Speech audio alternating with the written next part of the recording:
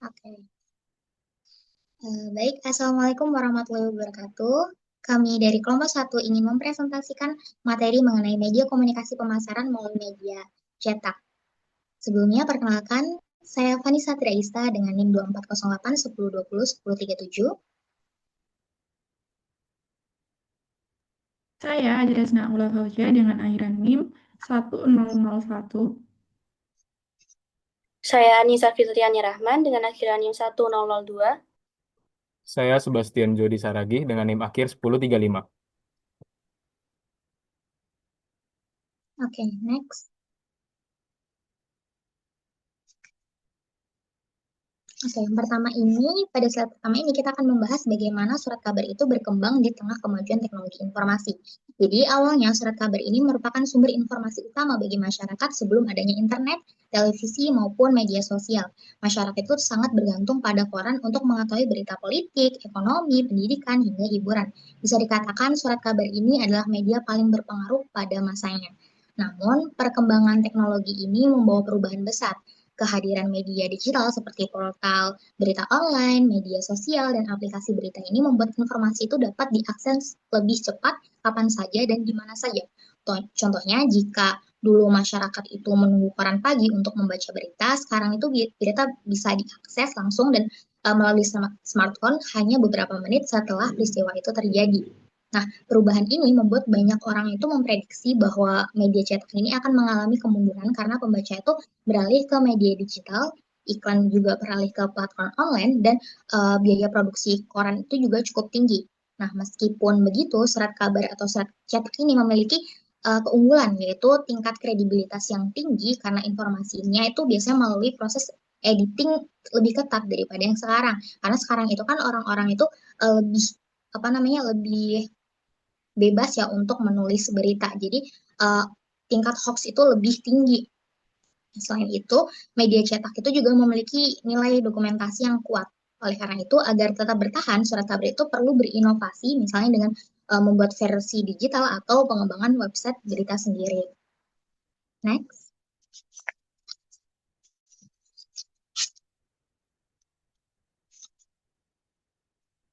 Oke, setelah melihat bagaimana teknologi itu mengubah surat kabar menjadi dari media cetak ke media digital, sekarang kita masuk ke sisi industrinya. Jadi media massa itu sebenarnya bukan cuma tempat penyebaran berita aja, tapi juga sebuah bisnis. Artinya selain memberikan informasi ke masyarakat, media itu juga harus menghasilkan keuntungan supaya bisa berjalan. Karena tanpa pemasukan, media tentu sulit untuk bertahan. Nah, sumber pendapatan media sendiri itu cukup beragam, mulai dari penjualan koran, biaya langganan, iklan sponsor, sampai pendapatan digital seperti website ataupun media sosial. Misalnya, karena banyak portal, misalnya tuh sekarang banyak portal berita online itu gratis dibaca, tapi mereka tuh mendapatkan uang dari iklan yang muncul di halaman berita mereka. Selanjutnya ada teori ekologi media yang menjelaskan kalau dunia media itu penuh persaingan. Setiap media itu saling berebut perhatian audiens, iklan, dan kepercayaan masyarakat. Jadi media itu jika media itu tidak mampu mengikuti perkembangan zaman, bisa tertinggal. Karena itu muncul konsep konvergensi media, yaitu penggabungan media tradisional dengan teknologi digital. Contohnya surat kabar sekarang itu tidak hanya hadir dalam bentuk cetak aja, tapi juga punya website, Instagram, YouTube, bahkan aplikasi sendiri. Jadi intinya di era sekarang itu media itu harus pintar bukan hanya menyajikan berita berkualitas, tapi juga harus mampu beradaptasi dengan teknologi agar tetap relevan dan bertahan. Next.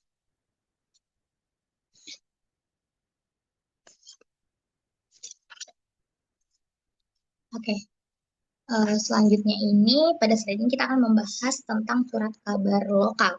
Jadi, surat kabar lokal ini merupakan media massa yang berfokus pada penyebaran informasi di wilayah tertentu, seperti kota, kabupaten, ataupun provinsi. Kehadirannya itu menjadi penting karena surat kabar lokal ini menyajikan berita yang lebih dekat dengan kehidupan masyarakat setempat. Jadi, informasi yang diberikan itu biasanya lebih relevan dengan kondisi dan kebutuhan masyarakat di daerah tersebut.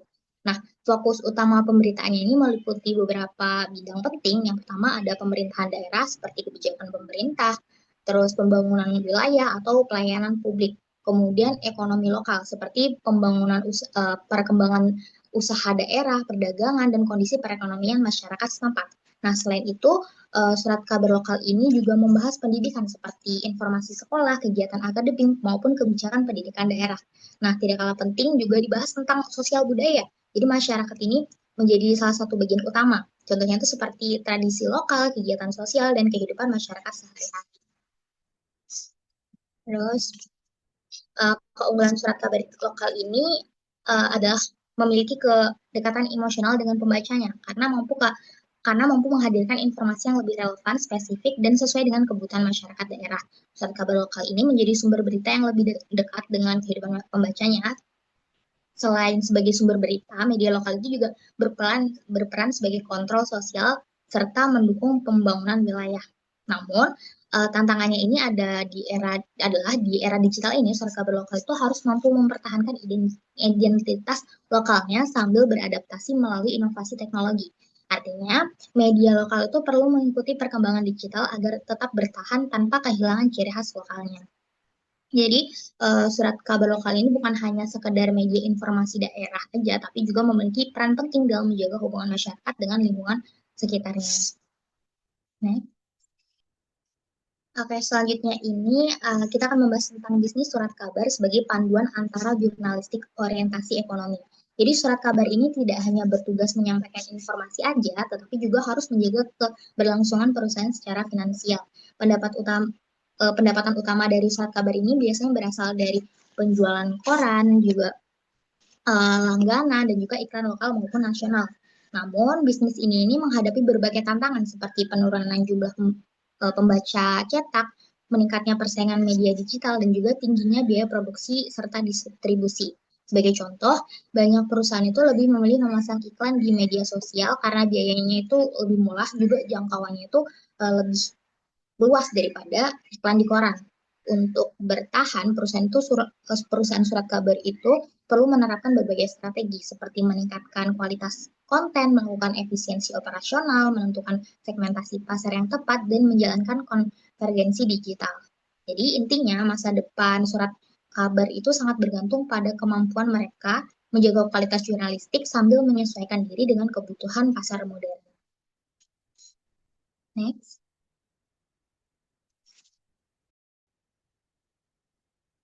Selanjutnya itu ada struktur organisasi surat kabar. Nah, bagian struktur organisasi surat kabar tersebut menunjukkan alur tanggung jawab dan pembagian kerja yang jelas dalam menjalankan perusahaan pers.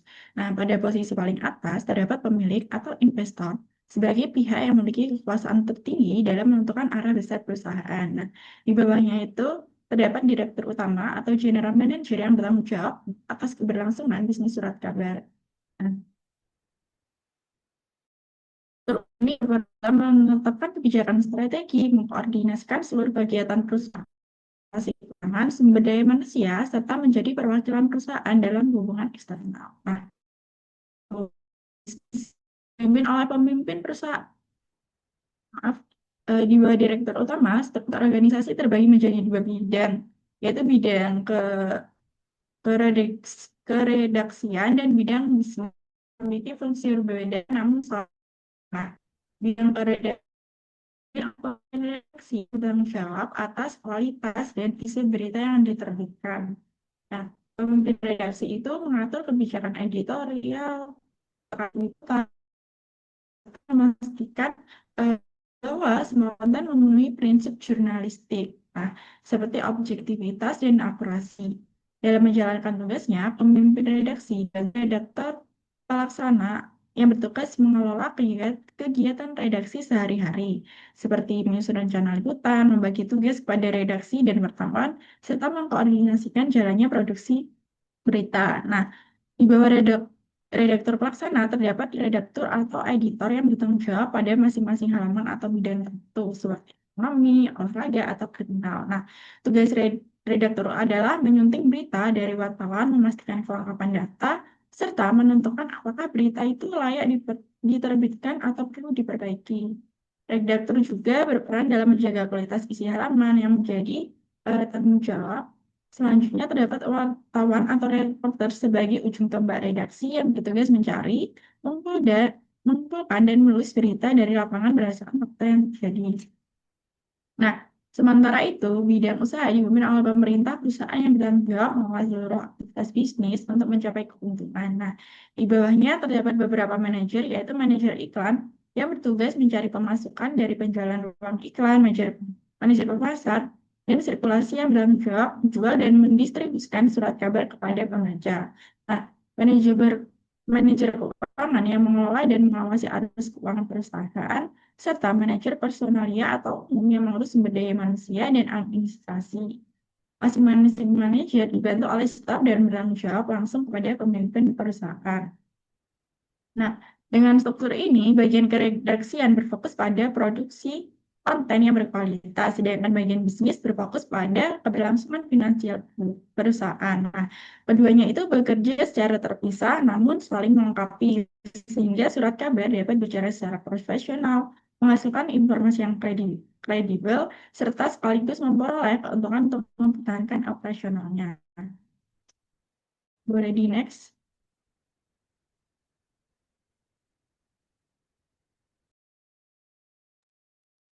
Nah, selanjutnya itu ada aspek bisnis media cetak. Yang pertama itu ada bidang periklanan, yaitu menjadi sumber utama pendapatan surat kabar yang dikelola oleh tim pemasaran, administrasi, penagihan, dan telemarketing untuk mencari klien, serta memastikan proses iklan berjalan dengan lancar. Nah, koordinator periklanan mengatur penayangan dan meningkatkan penjualan, sementara perusahaan menawarkan tarif fleksibel dan menjalin kerjasama dengan mitra. Contohnya itu dapat dilihat pada surat kabar daerah seperti harian, follow up yang mengandalkan pendapatan dari iklan. Nah, tim pemasar dan telemarketing aktif menawarkan ruang iklan kepada pelaku UMKM seperti toko, batik, hotel, dan event organizer di Solo. Nah, yang kedua itu ada bidang pemasaran koran. Nah, bidang ini tuh berfokus pada penjualan dan distribusi dengan segmentasi pembaca berdasarkan usia, jenis kelamin, dan karakter yang aktif mengikuti informasi. Nah, serta menyasar komunitas lokal dan kalangan birokrasi dengan pendapatan dari ya menggabungkan penjualan langsung dan melalui agen, meskipun ada kendala seperti keterlambatan pembayaran, sehingga ditambah strategi lain seperti edisi khusus saat acara untuk meningkatkan pendapatan. Nah, contohnya itu dapat dilihat pada surat kabar daerah seperti Jawa Pos atau Radar Pos yang menyasar pembaca usia produktif, masyarakat lokal, hingga instansi pemerintah. Nah, koran ini tuh didistribusikan melalui agen di berbagai kota serta sistem langganan ke kantor-kantor dinas. Selain itu, mereka juga menerbitkan edisi khusus saat momen tertentu seperti Pilkada ataupun Ramadan. Nah, yang terakhir itu ada bidang keuangan. Nah, ini tuh merupakan aspek yang sangat penting dalam perusahaan karena berperan sebagai pusat mengendali kesehatan dan keberlangsungan bisnis. Nah, pengelolaan keuangan yang baik dilakukan dengan menerapkan prinsip seperti transparansi, akuntabilitas, konsistensi, dan pengendalian sehingga setiap dan pemasukan dan pengeluaran dapat tercatat dengan jelas serta dapat dipertanggungjawabkan. Nah, melalui pencatatan transaksi yang sistematis, penyusunan laporan keuangan secara rutin, dan pengawasan terhadap pengeluaran, perusahaan dapat memastikan bahwa kondisi keuangan tetap stabil dan tidak mengalami kerugian.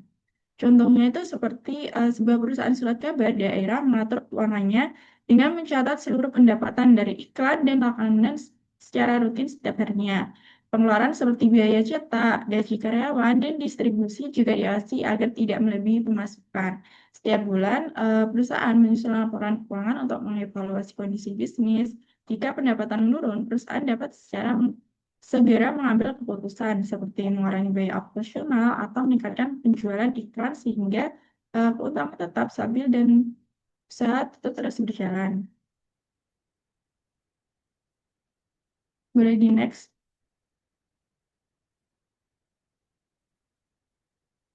Nah, selanjutnya itu aspek redaksi media cetak. Yang pertama itu ada produksi redaksi. Nah, dalam dunia pers adalah konten atau isi berita yang dihasilkan oleh bagian redaksi karena inilah yang menjadi daya tarik utama bagi pembaca.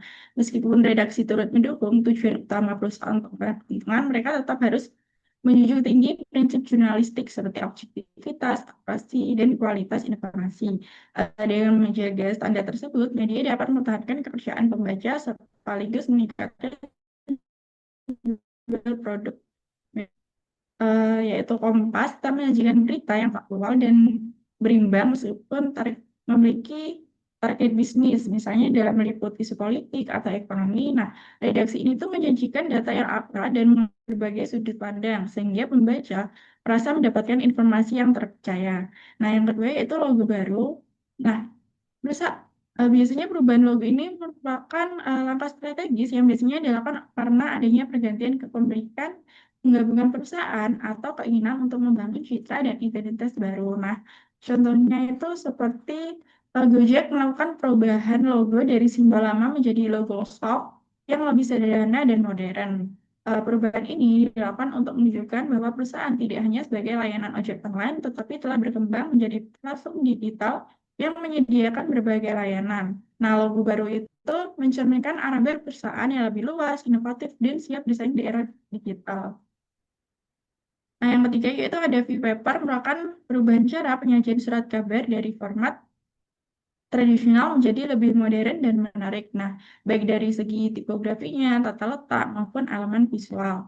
Nah, transformasi ini dilakukan sebagai strategi untuk mengikuti perkembangan teknologi digital agar surat kabar tetap relevan dan mampu menarik minat pembaca. Contohnya itu seperti beberapa surat kabar di Indonesia, seperti Kompas mulai memperbarui tampilan dengan desain yang lebih bersih, penggunaan infografis yang berwarna, serta judul yang lebih ringkas dan eye-catching. Selain itu, tata letak dibuat lebih dinamis agar pembaca itu lebih nyaman dan tidak cepat bosan. Nah, yang selanjutnya itu ada inovasi konten, merupakan upaya untuk memperbarui cara penyampaian berita baik dari segi isi maupun tampilan agar lebih menarik dan relevan bagi pembaca sekaligus mendukung tujuan bisnis perusahaan. Contohnya itu seperti Media.com menghadirkan berita dalam bentuk yang lebih variatif seperti infografis, video singkat, dan artikel yang ringan mudah dipahami. Dengan cara ini, pembaca itu lebih menarik dan mudah diakses dan mampu menjadikan lebih banyak pembaca di era digital. Nah, yang terakhir itu ada regulasi penerbitan. Eh, Biasanya itu mengatur pembagian halaman dan rubrik sesuai fungsi masing-masing, seperti halaman depan sebagai fokus utama berita, halaman nasional, lalu olahraga, opini, hingga rubrik daerah. Setiap bagian dirancang dengan tampilan yang menarik dan berbeda agar mudah dikenali oleh pembaca. Nah, pembagian ini tuh bertujuan untuk menyajikan informasi yang beragam dan sesuai dengan kebutuhan pembaca, sehingga mampu meningkatkan minat baca serta menjaga daya saing surat kabar di tengah perkembangan media. Contohnya itu seperti surat kabar Tribun News membagikan kontennya ke dalam berbagai rubrik seperti berita nasional, regional, olahraga, dan gaya hidup. Next.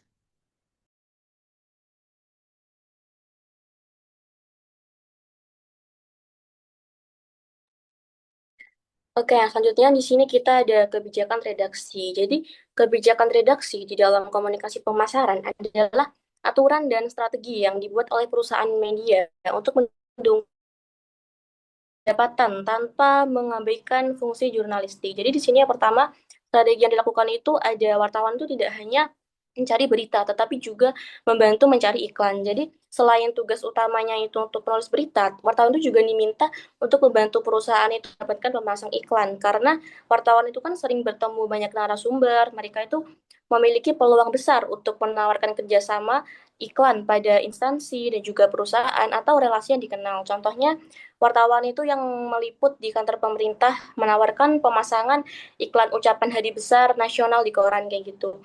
Yang kedua, semua karyawan itu berperan sebagai marketing dan public relation. Jadi eh, bukan hanya bagian pemasaran, tetapi seluruh karyawan itu harus ikut menjaga hubungan baik dengan masyarakatnya dan juga membantu memperkenalkan perusahaannya. Nah, semua orang itu kan harus berpikir untuk kemajuan perusahaan, bukan hanya tugas pribadi masing-masing. Contohnya yaitu staf administrasi yang memiliki relasi dengan sekolah dapat menawarkan kerjasamanya sama publikasi kegiatan sekolah di koran kayak gitu. Yang kedua ada keuntungan kebijakan. Yang pertama, memanfaatkan relasi wartawan dengan narasumber sebagai peluang iklan. Jadi, wartawan itu kan memiliki banyak hubungan dengan pejabat, pengusaha, dan juga berbagai instansi. Nah, hubungan ini tuh bisa dimanfaatkan untuk membuka peluang kerjasama iklan, sehingga perusahaan itu lebih mudah mendapatkan pemasukan tambahannya. Contohnya, karena sudah mengenal kepala dinas, jadi wartawan itu kan lebih mudah untuk menawarkan iklannya, iklan promosi kepada kegiatan pemerintah. Yang kedua, menambah pemasukan perusahaan tanpa mengurangi tugas utama. Jadi, perusahaan itu tetap bisa memperoleh pendapatan dari iklan tanpa harus mengurangi kualitas beritanya. Dan juga wartawan itu tetap menjalankan tugas jurnalistiknya, sementara peluang iklan itu menjadi tambahan keuntungan bagi perusahaannya. Contohnya, koran tetap terbit dengan berita yang lengkap sambil memperoleh pemasukan tambahan dari iklan yang masuk melalui relasi wartawannya. Untuk yang selanjutnya ada menjaga profesionalisme. Yang pertama, wartawan itu tetap harus kritis dan objektif dalam menulis berita. Jadi walaupun wartawan itu membantu mencari iklan, mereka itu tidak boleh memihak atau takut mengkritik pihak yang memasang iklan. Dan juga berita itu harus tetap berdasarkan fakta dan kepentingan publik. Contohnya, meskipun sebuah perusahaan itu menjadi pemasang iklan, tapi wartawan itu tetap menulis berita jika ada masalah pelayanan dari perusahaan tersebut. Untuk yang kedua yaitu menghindari konflik kepentingan. Wartawan yang tidak ahli mencari iklan dibantu oleh tim marketing. Jadi tidak semua wartawan itu kan memiliki kemampuan untuk menjual iklan. Nah, jika ada wartawan yang lebih fokus pada penulisan beritanya, maka tugas mencari iklan itu bisa dibantu oleh bagian marketing. Nah, agar tidak membebani wartawannya. Contohnya, saat wartawan itu memberikan kontak calon pemasang iklan kepada tim marketing gitu. Lalu bagian marketing itu yang melanjutkan negosiasi sampai iklan itu berhasil masuk. Boleh di next. Selanjutnya di sini ada segmentasi media cetak. Jadi segmentasi media cetak dalam komunikasi pemasaran adalah strategi membagi dan menentukan pasar pembaca agar media itu dapat menyampaikan informasi, membangun merek, menarik pembaca serta pengiklan, dan menjaga hubungan baik dengan masyarakat secara tepat sasaran. Nah, hal ini itu dilakukan melalui 4 bagian utama. Yang pertama itu targeting, positioning, yaitu menentukan sasaran dan posisi merek. Jadi targeting itu kan proses menentukan siapa sasaran utama pembaca korannya, sedangkan positioning itu adalah cara koran itu menempatkan dirinya di benak masyarakat agar memiliki ciri khas yang mudah diingat dalam komunikasi pemasaran. Nah, hal ini itu penting agar media itu tidak salah digunakan. Dan juga dalam komunikasi pemasaran itu menentukan pasar dan juga dapat menyampaikan informasi itu secara tepat, kemudian targeting yang jelas, dan juga koran itu bisa mengetahui siapa yang paling membutuhkan informasinya, sedangkan positioning itu membantu membangun identitas korannya agar berbeda dari media lain. Nah, contohnya itu koran lokal menargetkan masyarakat umum usia dari 16 sampai 65 tahun, pegawai kantor, dan juga kalangan birokrasi. Nah, positioning yang dibangun adalah sebagai koran komunitas ini yang fokus pada berita lokal dan juga dekat dengan kebutuhan masyarakat daerahnya. Yang kedua ada branding atau membangun kekuatan merek. Jadi branding ini kan upaya untuk membangun nama, membangun citra, dan juga kekuatan mereknya agar koran itu mudah dikenal dan juga dipercaya dan diingat oleh masyarakat. Nah, di dalam komunikasi pemasaran ini, branding itu sangat penting karena pembaca itu kan biasanya lebih memilih media yang sudah memiliki nama baik dan juga reputasi yang kuat. Nah, branding yang baik ini akan menciptakan loyalitas kepada pembaca dan juga membuat perusahaan itu lebih mudah menarik pengiklan karena mereknya itu sudah dipercaya. Contohnya, nama koran itu selalu ditampilkan dengan desain yang khas, slogan yang mudah diingat, serta promosi itu dilakukan melalui koran itu sendiri. Misalnya memasang iklan tentang keunggulan produknya di halaman utama agar pembaca itu semakin mengenal merek tersebut. Yang ketiga yaitu strategi komunikasi pemasaran, yaitu cara menarik pembaca dan pengiklannya. Jadi cara yang digunakan ini tuh menarik. Jadi menarik pembaca dan juga pengiklannya agar penjualannya itu meningkat dan juga pendapatan perusahaan itu bertambah karena sebagai sumber utama pendapatan koran itu berasal dari penjualan korannya dan juga pemasangan iklannya. Nah, maka strategi ini tuh harus dilakukan secara efektif dan juga hemat biaya. Nah, biasanya strategi yang digunakan melalui iklan, promosi penjualan, dan juga diskon harga. dan juga pemasaran langsung. Nah, contohnya itu perusahaan memberikan diskon harga iklan kepada UMKM-nya atau perusahaan yang ingin memasang iklan dan juga menyediakan paket iklan murah dan juga serta menampilkan versi PDF koran secara online agar lebih banyak orang itu yang tertarik untuk membaca namun tanpa harus membeli versi cetaknya seperti itu. Yang terakhir yaitu hubungan masyarakat dan publisitas, yaitu membangun citra dan hubungan baik dengan masyarakat. Jadi ini itu merupakan kegiatan membangun dan menjaga baik antara perusahaan media dengan masyarakat, terus pelanggan, relasi bisnis, dan juga instansi pemerintah. Nah, tujuannya itu untuk menciptakan citra positif, kemudian perusahaan sehingga masyarakat itu percaya dan juga tetap setia pada media tersebut. Nah, publisitas ini juga membantu untuk memperkenalkan koran itu secara tidak langsung melalui kegiatan sosial, relasi, dan juga dukungan terhadap berbagai cara masyarakatnya. Nah, contohnya wartawan menjalin hubungan baik dengan narasumber.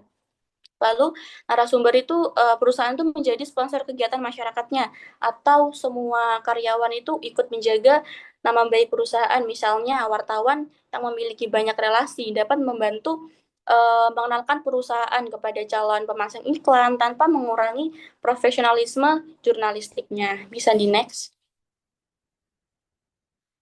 Selanjutnya di sini ada konvergensi media adalah proses penggabungan antara media cetak dengan media digital atau online agar penyampaian informasi itu menjadi lebih cepat, luas, dan efisien. Nah, yang pertama itu di sini ada media cetak versi online. Jadi media cetak seperti kayak koran, majalah, dan tabloid itu kan nggak hanya hadir dalam bentuk fisik atau kertas, tetapi beralih ke platform digital atau online. Nah, perubahan ini itu terjadi karena perkembangan teknologi dari kebiasaan masyarakat yang lebih sering menggunakan internet. Dengan adanya versi online ini, informasi itu bisa diakses kapan saja dan juga di mana saja tanpa harus membeli atau menunggu terbitan cetak. Nah, contohnya seperti koran yang dulunya hanya dijual di kios-kios, namun sekarang itu bisa dibaca melalui website atau aplikasi di HP, dan juga majalah menyediakan versi e-paper atau PDF yang bisa diunduh.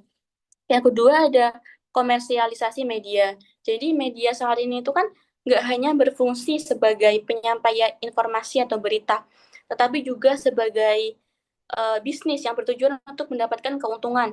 Nah, untuk bisa bertahan, media itu kan membutuhkan pemasukan, sehingga mereka itu memanfaatkan berbagai cara seperti kayak iklan dan juga sponsor, kerjasama dengan brand, dan juga konten yang berbayar. Contohnya kayak website berita menampilkan banyak iklan, banner atau pop-up dan juga artikel rekomendasi produk yang sebenarnya itu adalah bentuk promosi yang terselubung, dan juga channel YouTube berita yang mendapatkan uang dari iklan dan sponsor dari brand. Yang ketiga yaitu ada ekonomi politik media. Jadi media itu kan nggak selalu sepenuhnya netral gitu, karena bisa dipengaruhi oleh kepentingan ekonomi atau uang dan juga politik atau kekuasaannya. Nah, pemilik media, sponsor atau eh, pihak tertentu itu bisa mempengaruhi isi berita agar menguntungkan mereka. Nah, hal ini itu kan bisa membuat media itu menjadi bagian dari sistem kekuasaan dan bisnisnya. Contohnya itu seperti media memberikan hal positif tentang perusahaan atau pihak yang menjadi pengiklan utama mereka. Bisa di next.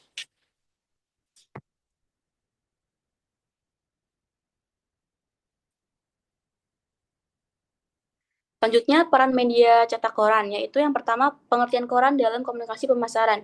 Koran sebagai media massa untuk menyampaikan informasi dan promosi. Jadi, koran itu merupakan salah satu media massa yang digunakan untuk menyebarkan informasi kepada banyak orang sekaligus. Tidak hanya berisi berita, koran juga itu menjadi sarana untuk menyampaikan promosi produk atau jasa kepada masyarakat luas. Contohnya, iklan diskon di supermarket yang dimuat di koran, dan juga pengumuman produk baru dari perusahaan atau halaman iklan koran. Yang kedua, peran koran dalam membantu pemasaran produk dan jasa.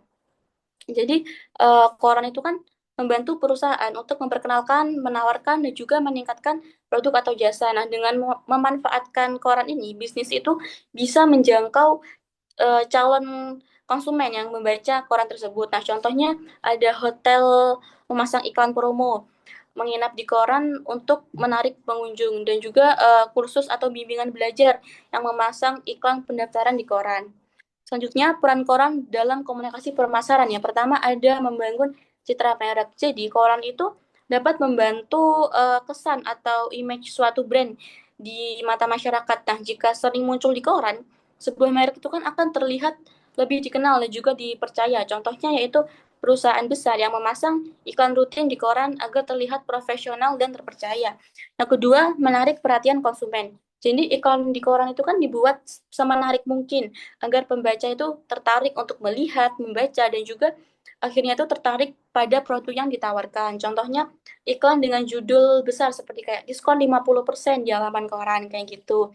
Yang ketiga yaitu menyampaikan promosi secara terpercaya. Jadi koran itu dianggap sebagai media yang cukup kredibel atau terpercaya. Nah, sebagai informasi atau promosi yang ada di dalamnya, jadi lebih mudah dipercaya oleh masyarakat dan juga dibandingkan dengan media lain. Contohnya iklan lowongan kerja di koran yang dianggap lebih valid. Untuk yang terakhir yaitu menjangkau target pasar yang luas. Jadi koran itu memiliki pembaca dari berbagai kalangan sehingga promosi yang dimuat itu bisa menjangkau banyak orang dengan latar belakang yang berbeda. Contohnya yaitu ada iklan produk kebutuhan rumah tangga yang ditujukan untuk semua kalangan masyarakat.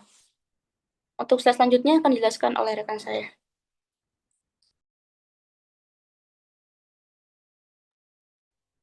Oke, selanjutnya eh, media cetak sebagai media iklan. Nah, media cetak seperti surat kabar dan majalah masih menjadi salah satu sarana komunikasi pemasaran yang memiliki kredibilitas tinggi. Meskipun menghadapi persaingan dari media digital, media cetak tetap digunakan karena mampu menyampaikan informasi secara terstruktur, detail, dan lebih dipercaya oleh audiens. Nah, kalau kita bicara tentang media cetak, banyak yang langsung berpikir bahwa media ini sudah mulai ditinggalkan karena ada media digital. Padahal media cetak itu masih punya peran yang cukup penting dalam komunikasi pemasaran.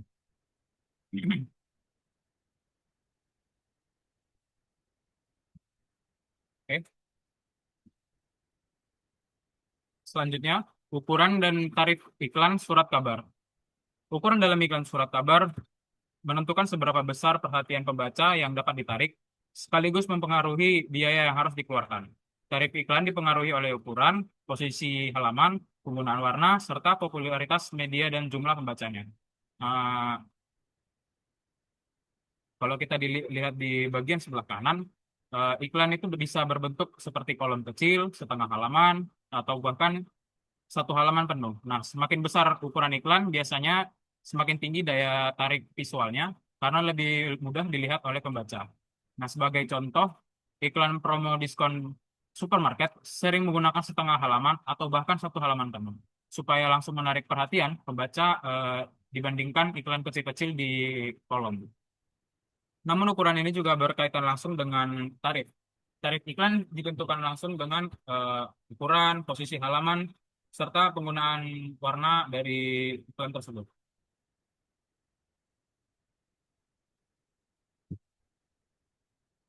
Nah, selanjutnya, majalah konsumen dan posisi iklan.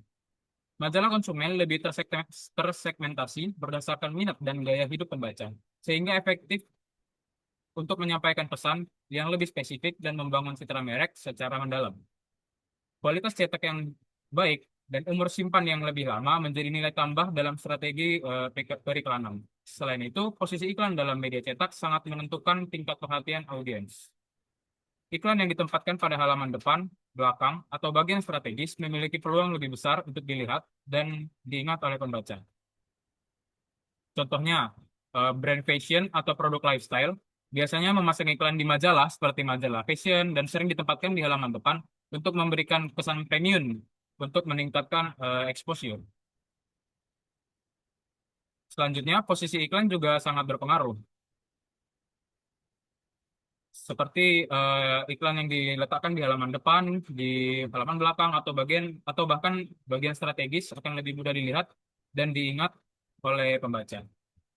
Jadi bukan hanya isinya yang penting, bukan hanya isi iklan yang penting, tetapi juga di mana iklan itu ditempatkan. Selanjutnya, relevansi media cetak di era digital. Nah, di tengah dominasi media digital, media cetak tetap memiliki keunggulan yang tidak dapat sepenuhnya digantikan. Kepercayaan, fokus membaca, dan kualitas penyampaian menjadi alasan utama media cetak masih dapat digunakan dalam strategi komunikasi pemasaran yang terintegrasi. Yang pertama, kredibilitas tinggi. Informasi di media cetak dianggap lebih terpercaya dan memiliki nilai jurnalistik yang kuat karena kontennya melewati proses editorial kayak seleksi, verifikasi, dan penyuntingan. Tidak seperti tidak semua orang bisa langsung publish seperti di media sosial. Lalu yang kedua, eh, fokus dan minim distraksi. Jadi fokus pembaca lebih baik. Pembaca pembaca lebih fokus karena media cetak tidak dipenuhi dengan notifikasi atau iklan yang mengganggu. Berikutnya, yang ketiga, kualitas visual lebih lebih kuat. Jadi tampilan cetak yang berkualitas dan pengalaman membaca yang nyata memberikan kesan yang lebih kuat. Seperti kualitas kertas dan media cetak yang tinggi, kualitas cetak yang tinggi, warna, layout, tipografi bisa dikontrol dengan presisi. Lalu yang keempat, melengkapi strategi digital. Media cetak efektif digunakan bersama media digital untuk menjangkau audiens secara lebih luas dan optimal.